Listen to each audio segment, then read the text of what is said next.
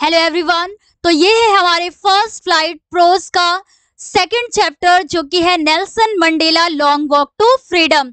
तो इस चैप्टर के आज हम लोग कुछ इंपॉर्टेंट एमसीक्यूज करने वाले हैं क्योंकि हम लोगों ने इस पूरे चैप्टर के नेल्सन मंडेला जी का जो long walk to freedom chapter है इसके हम लोगों ने समरी को पूरा पढ़ लिया है और साथ ही साथ इसके एक्सट्रैक्ट बेस्ड क्वेश्चन को भी कर चुके हैं।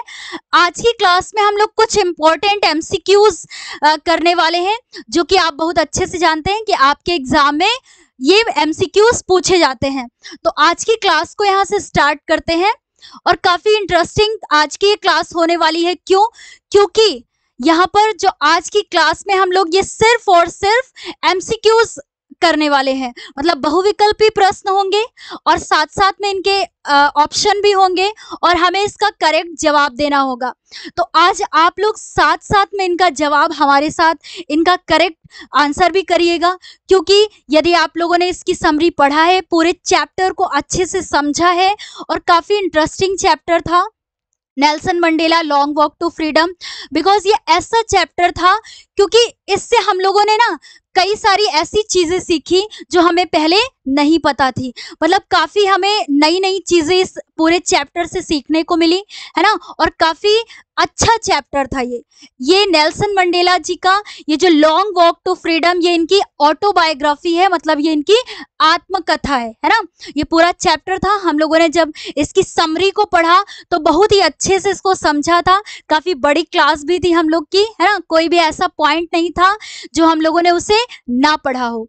तो आज की क्लास में हमारे साथ इनका आंसर करिएगा और साथ साथ में यह भी देखिएगा कि आपने जो पढ़ा है सच में क्या आपको वो पूरा क्लियर है, क्या आप सही जवाब दे पा रहे हैं। तो हमारे साथ लास्ट तक ये सारे क्वेश्चंस को अटेम्प्ट करिएगा, सभी का प्रयास करिएगा सभी क्वेश्चन के आंसर करने में, ठीक है। तो देखिए एमसीक्यूज का ये है हमारा फर्स्ट क्वेश्चन है कि when was the first democratic non racial government of south Africa was installed, है ना। मतलब साउथ अफ्रीका की प्रथम या पहली, डेमोक्रेटिक मीन्स क्या होता है, लोकतांत्रिक, और नॉन रेशियल मतलब गैर जातिवाद, है ना। गवर्नमेंट मतलब सरकार, तो साउथ अफ्रीका में प्रथम लोकतांत्रिक गैर जातिवाद सरकार की स्थापना कब हुई, है ना। तो क्वेश्चन में ये पूछा है कि साउथ अफ्रीका में जो प्रथम गैर जातिवाद और लोकतांत्रिक जो सरकार थी उसकी स्थापना कब हुई, ठीक। तो देखिए ऑप्शन आप लोग को दिख रहे हैं, ऑन 12 मई 1994, या फिर ऑन 10 मई 1995, या फिर ऑन 10 मई 1994, या फिर ऑन 12 मई 1995, मतलब 12 मई 1994, या फिर 10 मई 1995, या फिर 10 मई 1994, या फिर यहाँ पे दिया हुआ है ऑप्शन कि 12 मई 1995। आप लोगों ने बहुत अच्छे से इस चैप्टर को पढ़ा भी है, तो सबसे पहले आप लोग जवाब करिए कि इसका करेक्ट आंसर क्या होगा और क्वेश्चन क्या पूछा है आप लोग को क्लियर है कि साउथ अफ्रीका में प्रथम गैर जातिवाद और लोकतांत्रिक सरकार की स्थापना कब हुई। इंस्टॉल्ड का मतलब होगा यहाँ पर स्थापना, है ना, कब हुई। तो देखिए आई थिंक आप सभी लोग इसका करेक्ट जवाब दे रहे होंगे, तो इसका जो करेक्ट जवाब होगा वो क्या होगा, ऑन 10 मई 1994। ये इसका करेक्ट जवाब है, सी ऑप्शन, है ना। तो सी ऑप्शन 10 मई 1994 इसका करेक्ट जवाब है। तो स्थापना कब हुई ये चीज ध्यान में रखिएगा। और जब हम लोगों ने इसकी समरी पूरा चैप्टर पढ़ा था, इसके कंप्लीट एक्सप्लेनेशन को जब देखा था तो हर एक पॉइंट को डिस्कस किया था हम लोगों ने, है ना। तो ये हमारा फर्स्ट क्वेश्चन जो कि काफी इजी था और आप लोग सबको ये जवाब पता था, है ना। तो चलते हैं हम लोग अपने दूसरे क्वेश्चन की ओर। तो देखिए इस क्वेश्चन में क्या कह रहा है कि who took his oath as the president of a free South Africa। Who किसने, ओथ मीन्स क्या होता है आप लोग जानते हैं, शपथ, है ना, ग्रहण की। द प्रेसिडेंट, राष्ट्रपति के रूप में of a free south Africa, मतलब स्वतंत्र साउथ अफ्रीका के राष्ट्रपति के रूप में किसने शपथ ग्रहण की?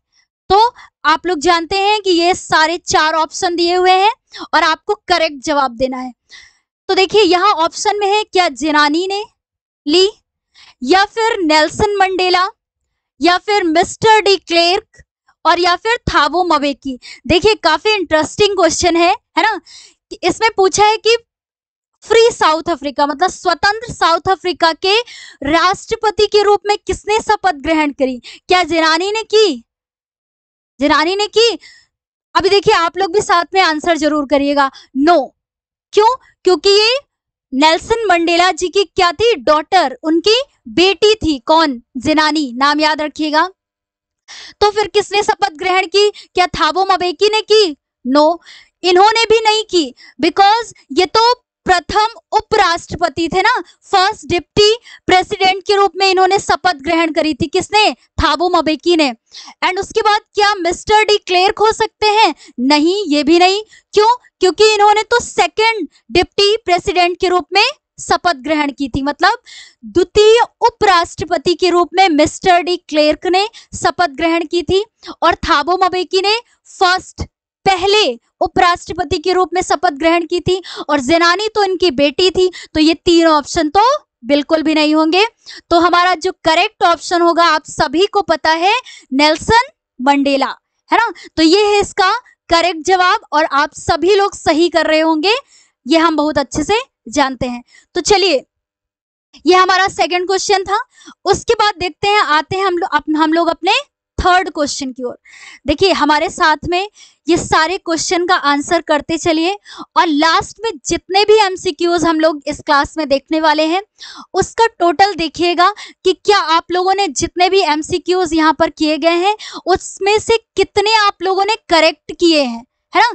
कितने जवाब आप लोगों ने इसमें करेक्ट दिए हैं यदि आपने ये चैप्टर पढ़ा है तो देखिए जो हमारा थर्ड क्वेश्चन है इसमें क्या कह रहा है कि the brave man is not he who does not feel afraid but he who conquers that fear who said the given statement. मतलब ये जो स्टेटमेंट है ये किसने कहा है कि the brave man is not, मतलब एक बहादुर व्यक्ति वो नहीं होता है हु, जो डज नॉट फील अफ्रेड, जो भय को महसूस ना करे, है ना, बल्कि क्योंकि, है ना, he who conquer that fear, बल्कि उस भय पर विजय प्राप्त कर ले। मतलब एक बहादुर व्यक्ति वो नहीं होता है जो जिसके अंदर भय ना हो, मतलब भय ना हो, बल्कि वो बहादुर व्यक्ति कौन होता है? जो उस पर विजय प्राप्त कर ले।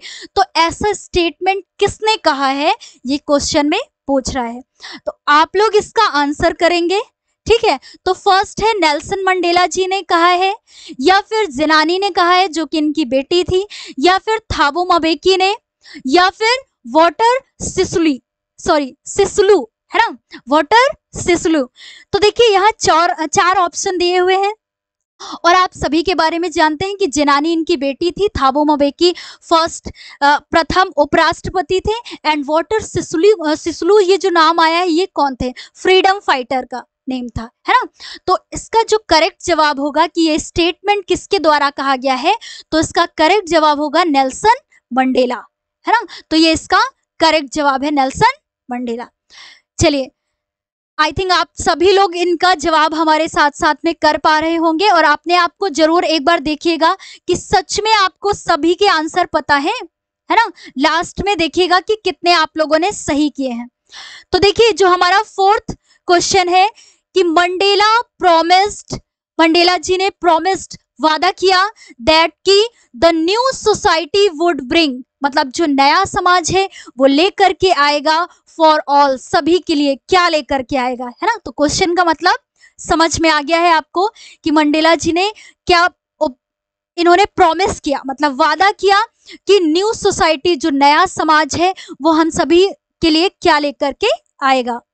तो देखिए होप मतलब एक आशा, इक्वेलिटी मतलब समानता, या फ्रीडम स्वतंत्रता, या फिर ऑल ऑफ दीज। तो आप लोग भी इसका करेक्ट जवाब देखिए यहाँ पर क्या होगा।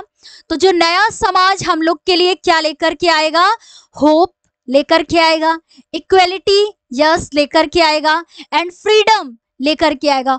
होप को हिंदी में बोले तो आशा, उम्मीद, है ना, एक नई किरण, या फिर इक्वेलिटी को बोले तो समानता, एंड फ्रीडम क्या होता है, स्वतंत्रता। तो ये सभी लेकर के आएगा, है ना। जो नया समाज होगा उन्होंने वादा किया कि हम एक ऐसे नए समाज का, एक ऐसे समाज का सृजन करेंगे जो कि आप सभी के लिए एक होप मतलब आशा, समानता और स्वतंत्रता लेकर के आएगी। तो ये है इसका करेक्ट जवाब, ऑल ऑफ दीज, है ना। चलिए आगे बढ़ते हैं हम लोग अपने अगले प्रश्न की ओर। और आप लोग जानते हैं कि आपके एग्जाम में प्रोज में 3 MCQs आपके एग्जाम में आते हैं जो कि आपके लेसन से बेस्ड होते हैं, मतलब लेसन से संबंधित होंगे जितने भी प्रोज में आपके चैप्टर हैं। तो आज की क्लास में जो नेल्सन मंडेला जी का लॉन्ग वॉक टू फ्रीडम ये चैप्टर है, इनसे तो कहीं बाहर कोई भी MCQ आपको देखने को नहीं मिलने वाला है। क्यों? क्योंकि ये काफी बड़ा चैप्टर भी था और इतने MCQs हम लोगों ने आज हम लोग इस क्लास में हम लोग इतने MCQs कर लेंगे कि हमें कोई बाहर से देखने को बिल्कुल भी नहीं मिलेगा। तो चलिए हमारा 5th क्वेश्चन हम लोग देखते हैं कि which national anthem was sung by the blacks. मतलब जो वहां के ब्लैक स्किन पीपल थे, अश्वेत लोग थे, उनके द्वारा कौन सा नेशनल एंथम मतलब राष्ट्रगान गाया गया था, है ना। उनके द्वारा कौन सा गाया गया था। तो देखिए नकोसी सिक्लेल जो कि फर्स्ट ऑप्शन है। उसके बाद क्या है, डाइस्टेम या फिर बोथ ए एंड बी, मतलब दोनों ही गाए गए थे इनके द्वारा। किसके द्वारा? ब्लैक्स के द्वारा, है ना, जो वहां के अश्वेत लोग थे। तो नकोसी सिक्लेल, डाइस्टेम, या दोनों गाए गए थे, या नन ऑफ दीज, इनमें से कोई भी नहीं गाया गया था।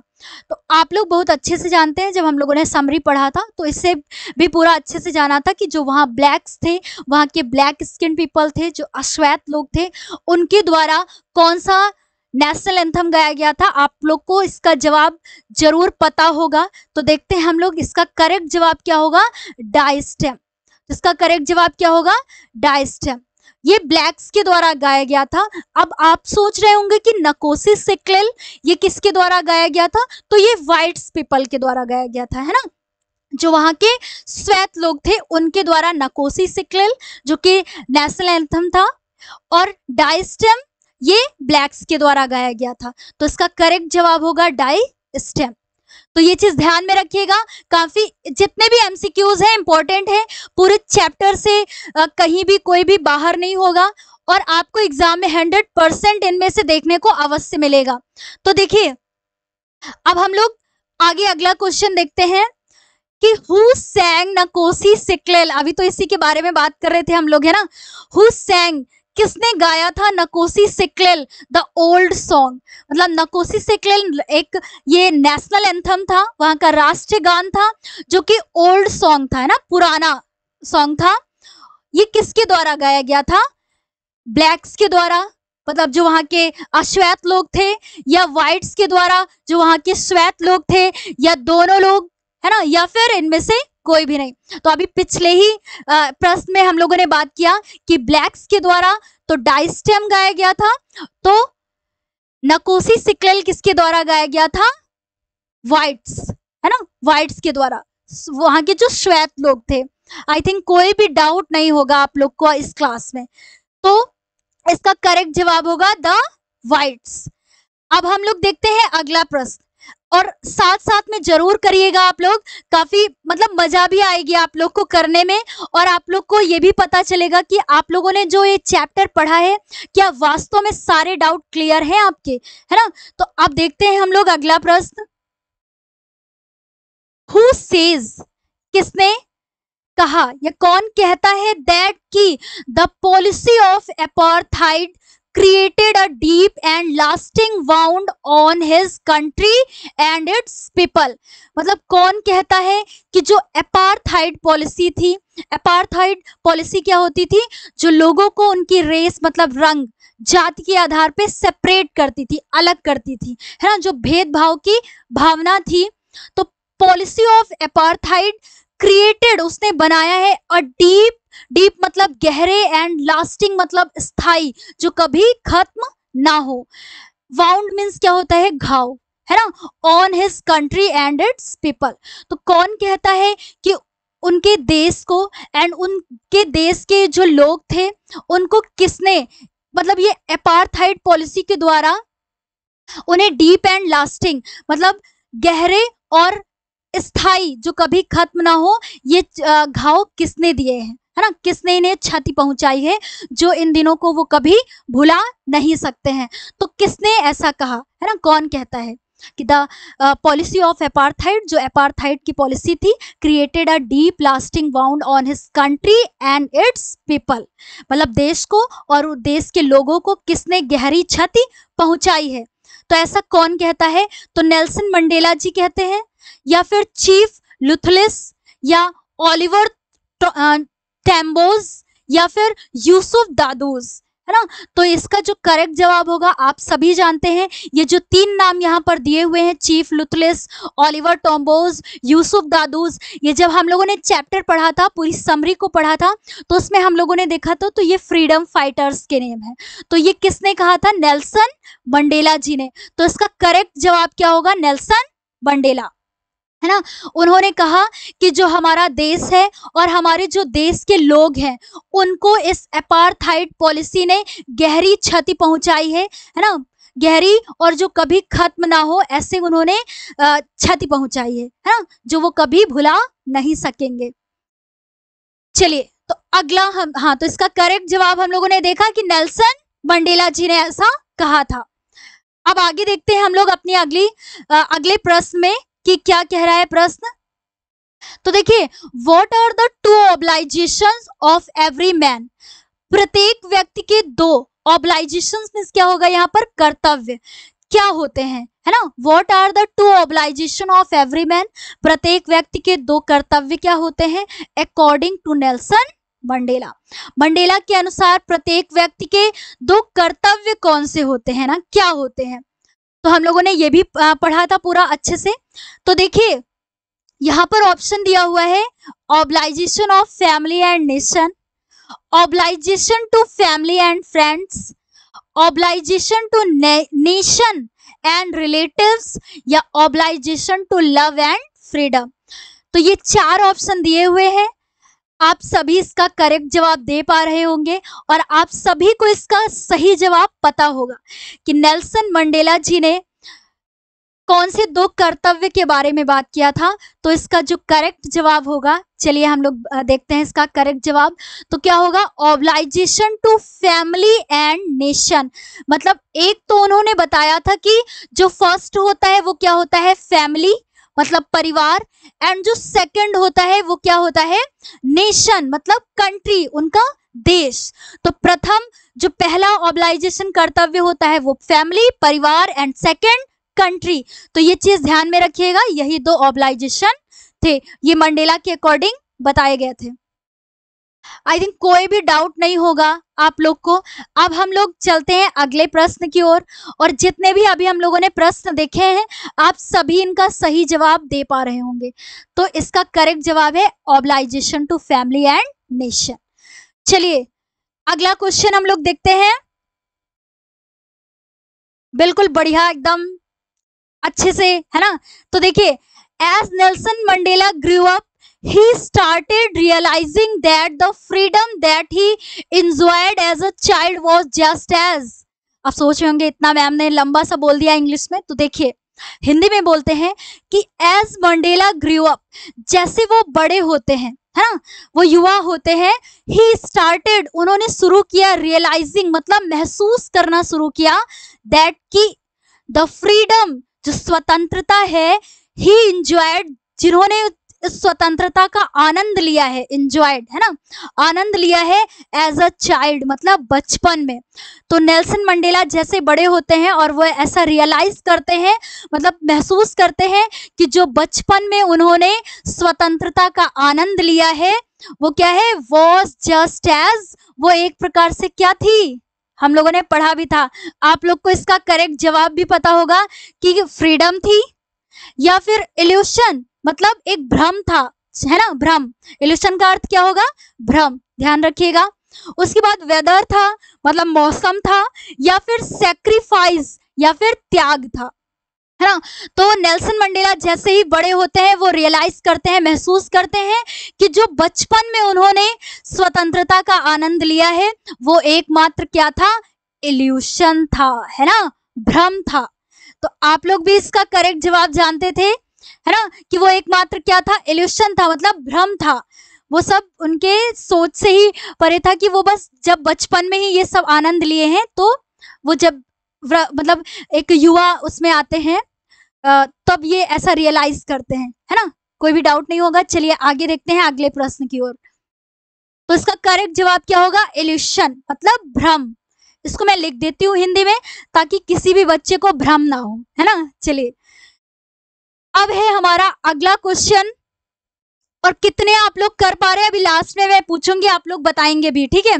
तो देखिए, what did Mandela join with a desire to gain freedom, respect and dignity for his community, मतलब अपने समुदाय के लिए। कम्युनिटी मीन्स क्या होता है, समुदाय के लिए।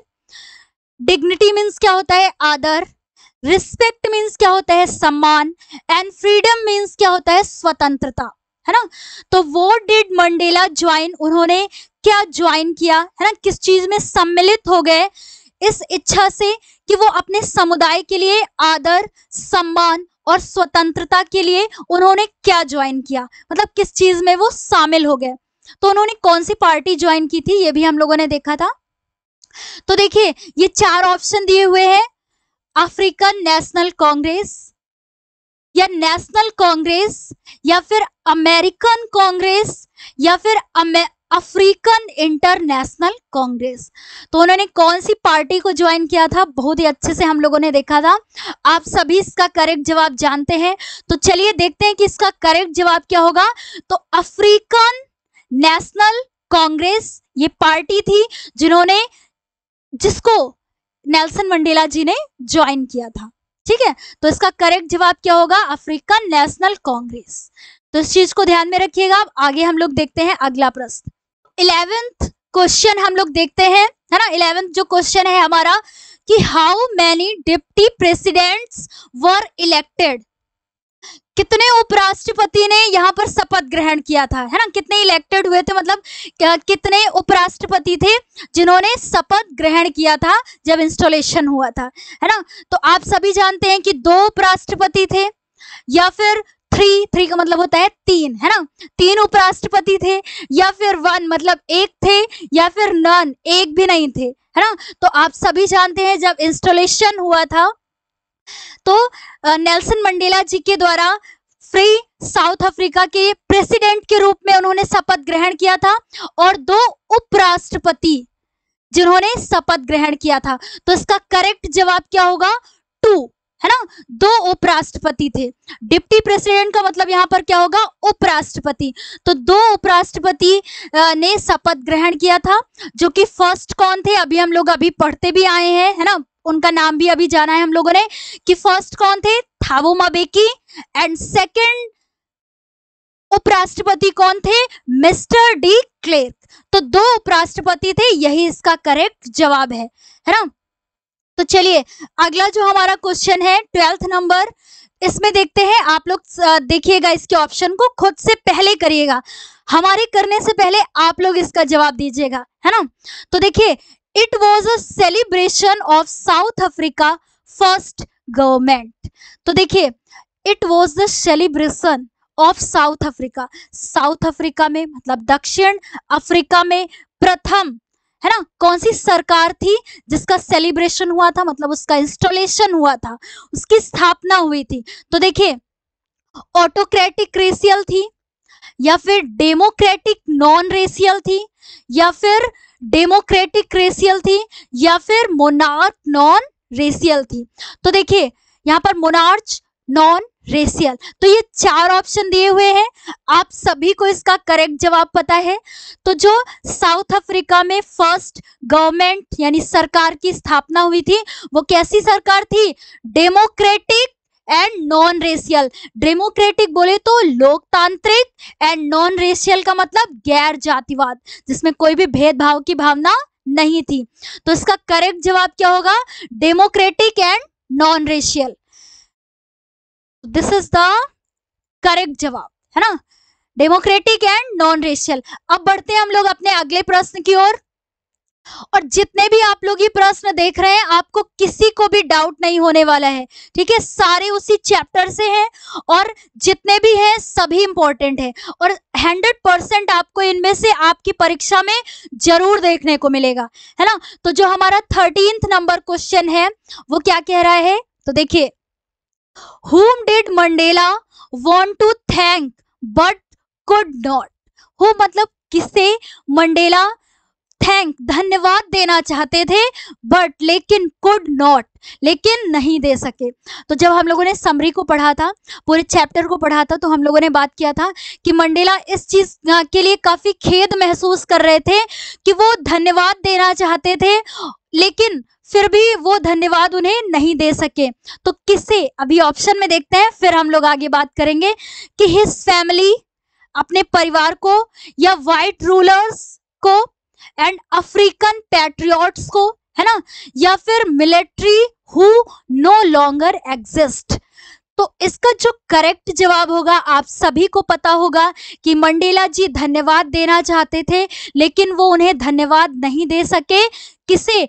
अफ्रीकन पैट्रियट्स को, मतलब जो अफ्रीका के शहीद थे, है ना, वहां के जो फ्रीडम फाइटर्स थे, है ना, उन्हें वो क्या देना चाहते थे? धन्यवाद देना चाहते थे, लेकिन वो उन्हें धन्यवाद नहीं दे सके। इसके लिए वो खेद व्यक्त करते हैं, मतलब उन्हें इस बात का रिग्रेट होता है, मतलब पछतावा होता है कि वो उन्हें धन्यवाद नहीं दे सके कि कितने फ्रीडम फाइटर्स ने उनके देश के लिए और किस वजह से उन्होंने लड़ाई लड़ी, क्योंकि वो ब्लैक्स को, मतलब अपने देश को स्वतंत्रता प्राप्त कराना चाहते थे, है ना। तो इसके लिए जो फ्रीडम फाइटर्स थे उनमें कई हजारों लोगों की जो लाइफ थी वो भी क्या हो गई? डिस्ट्रॉय हो गई, मतलब बर्बाद हो गई थी, है ना। और कितने ही फ्रीडम फाइटर्स थे, मतलब स्वतंत्रता सेनानी थे जो कि शहीद हो गए इसके लिए, है ना।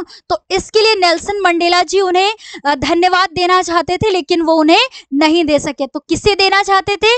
अफ्रीकन पैट्रियट्स को, अफ्रीका के जो शहीद थे, वो उनके जो फ्रीडम फाइटर्स थे, उन्हें थैंक मतलब धन्यवाद देना चाहते। तो आप सभी जानते हैं, तो ये है इसका करेक्ट जवाब।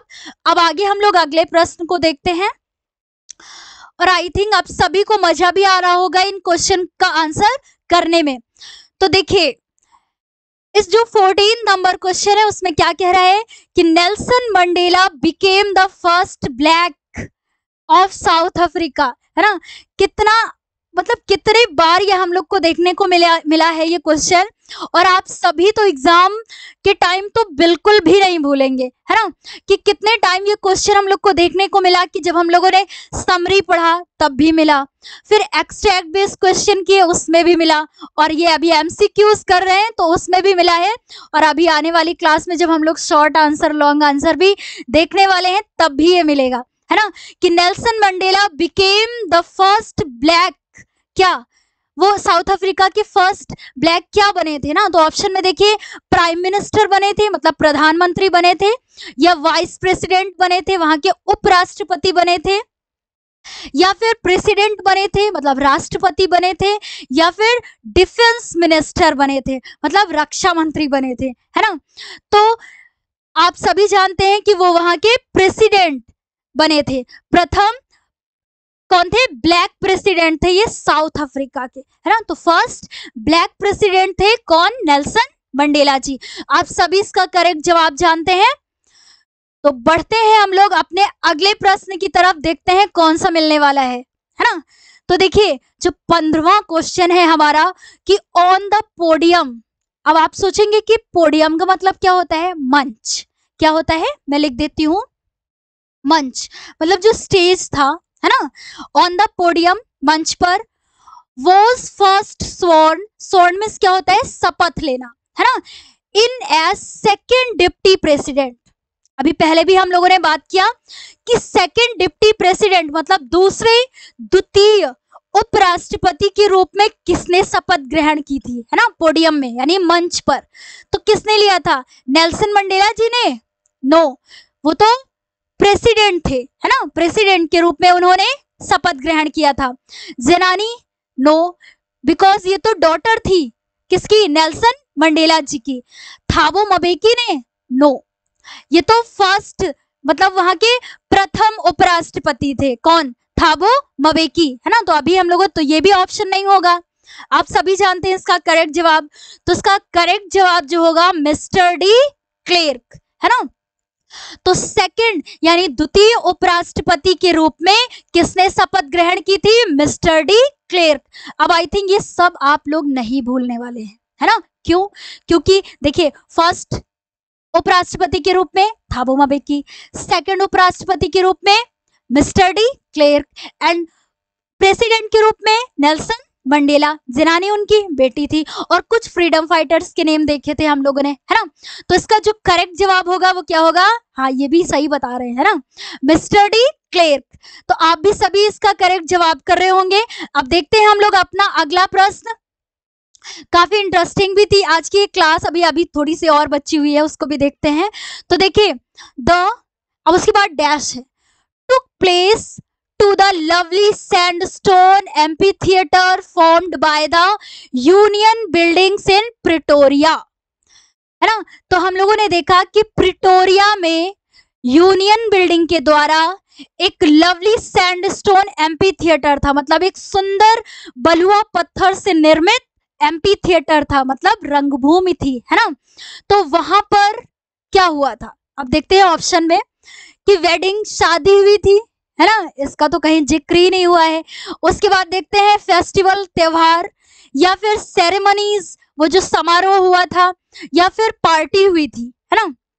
तो देखिए क्वेश्चन में पूछ रहा है कि जो प्रिटोरिया में यूनियन बिल्डिंग के द्वारा एक लवली सैंडस्टोन एम्पीथिएटर था, है ना, वहां पर टुक प्लेस मतलब कौन सा ये प्लेस था, ये प्लेस था कि जहां पर क्या हुआ था, तो सेरेमनीज, है ना, समारोह हुआ था।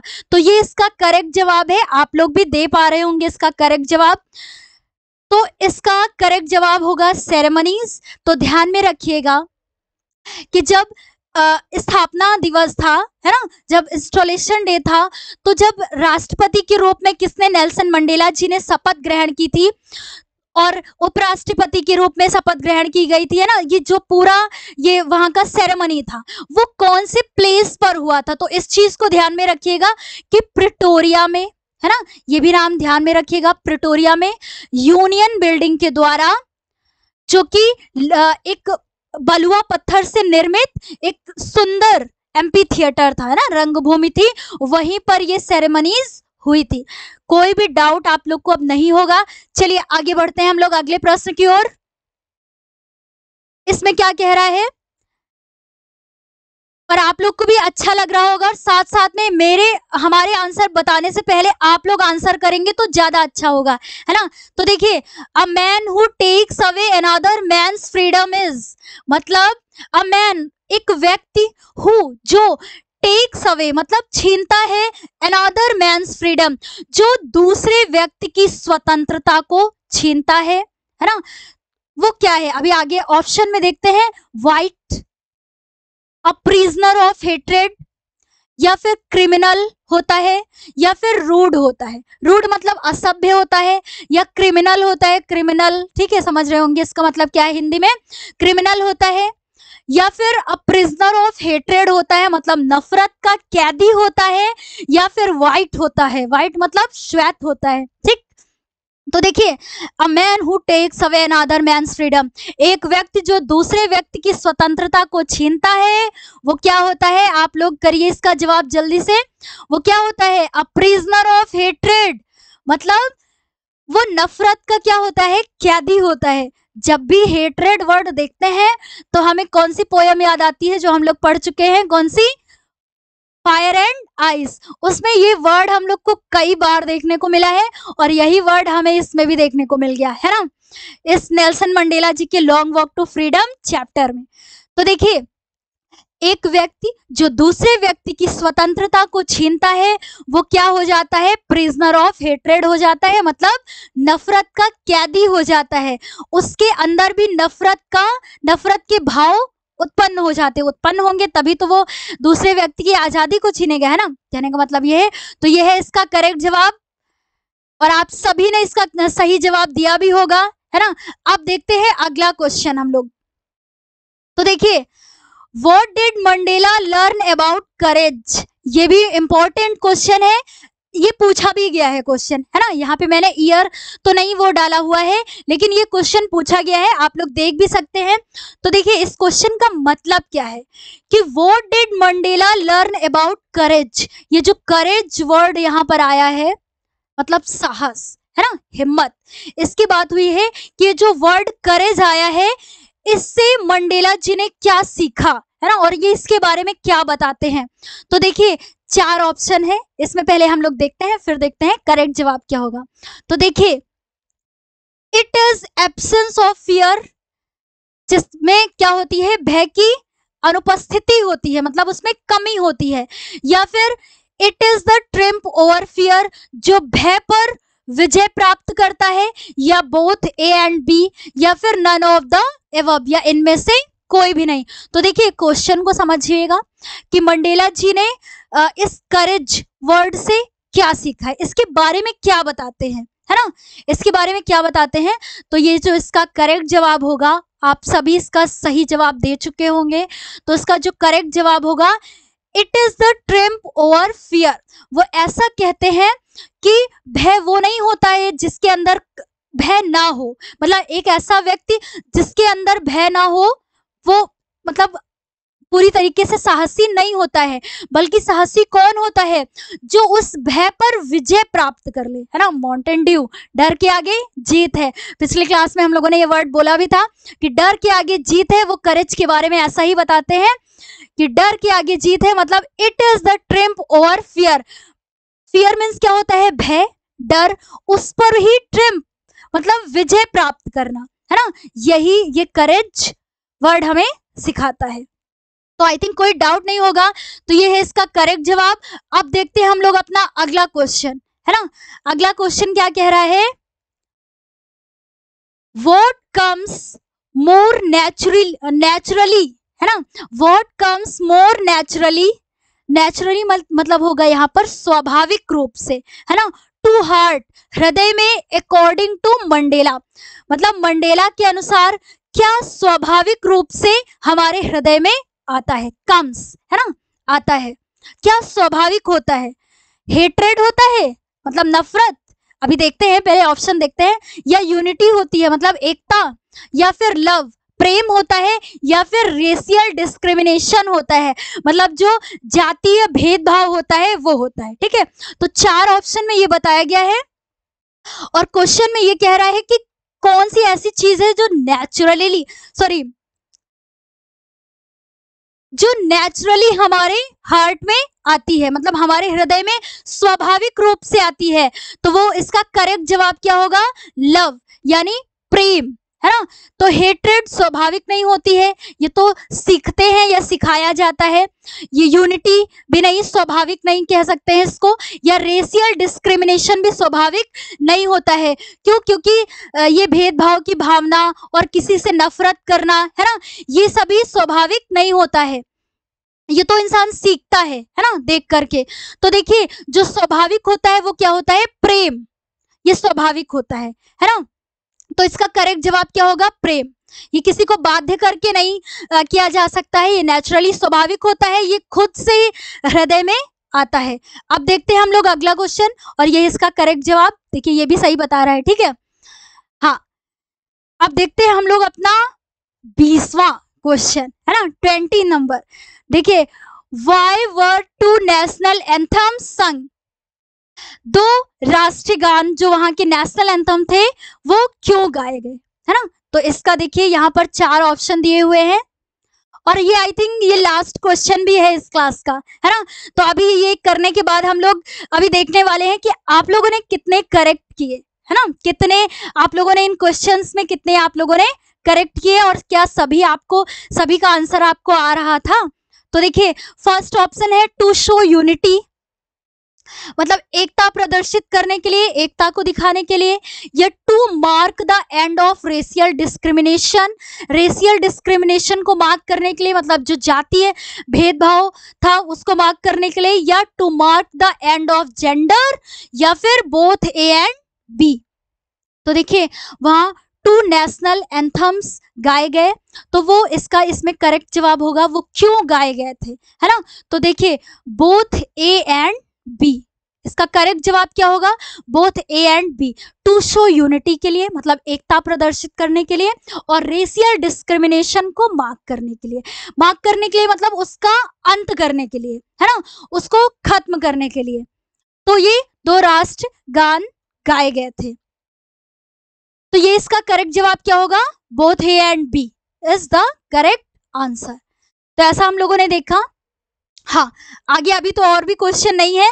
तो देखिए आज की जो हमारी क्लास थी, है ना, इसमें हम लोगों ने 20 एमसीक्यूज देखे। कितने, 20 एमसीक्यूज। अब आप लोग बताएंगे कि कितने आपके इसमें करेक्ट हुए हैं एंड कितने आपके रॉन्ग हुए हैं।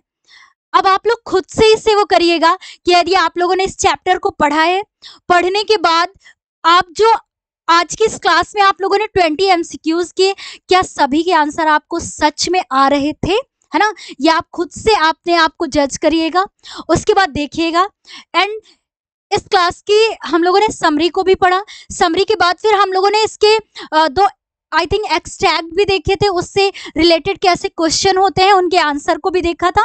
उसमें भी एमसीक्यूज टाइप में पूछा जाता है। तो एक्सट्रैक्ट बेस्ड वाले आपके एग्जाम में 2 क्वेश्चन आते हैं, और एमसीक्यूज कितने आते हैं, 3 आते हैं, है ना, आप सभी अच्छे से जानते हैं। आज की क्लास में कितने आपने सही किए हैं और कितने आपने गलत किए हैं, ये हमें कमेंट बॉक्स में लिख करके जरूर बताइएगा। आज की क्लास यहीं पर समाप्त करते हैं, मिलते हैं अगली क्लास में इनके short answer and long answer के साथ में। और ये काफी इंटरेस्टिंग चैप्टर था और इम्पोर्टेंट भी है आपकी परीक्षा के लिए, है ना। इसमें से एक न एक प्रश्न आपको अवश्य आपकी परीक्षा में देखने को मिलेगा, है ना। तो आज की क्लास को यहीं पर समाप्त करते हैं। Thank you.